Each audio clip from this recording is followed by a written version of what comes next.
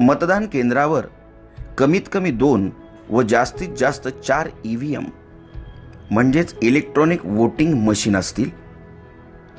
तुम्हाला मतदान एकूण 4 म्हणजेच अ जागा, ब जागा, क जागा व ड जागेसाठी करणे आवश्यकच आहे।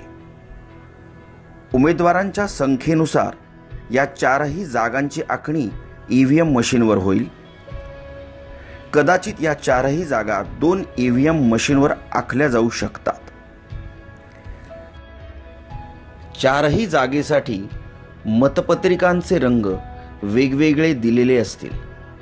अ जागेसाठी पांढरा रंग, ब जागेसाठी फिका गुलाबी रंग, क जागेसाठी फिका पिवळा रंग व ड जागेसाठी फिका निळा रंग असेल।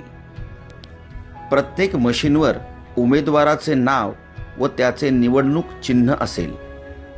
अ जागेखालील योग्य उमेदवारासमोरील बटन दाबा, लाल लाईट लागेल। याचा अर्थ अ जागेसाठी मतदान प्रक्रिया पूर्ण झाली। ब जागेसाठी हीच पद्धत वापरा, क जागेसाठी हीच पद्धत वापरा, ड जागेसाठी हीच पद्धत वापरा। एखाद्या निवडणूक जागेसाठी उमेदवार योग्य व सक्षम वाटत नसेल तर मशीनवरील NOTA नोटा याचा अर्थ नन ऑफ अबव किंवा वरीलपैकी कोणी नाही असा होतो, ते बटन दाबू शकता। पण जरा विचार करा, कारण तुम्ही भारत देशाचे सक्षम मतदार आहात आणि तुमचं एक मत देशाचं भविष्य बदलू शकतं।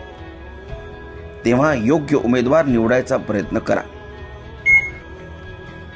ड जागेसाठी मतदान केल्यावर बजर वाजेल। याचा अर्थ तुमची 4ही जागांसाठीची मतदान प्रक्रिया पूर्ण झाली।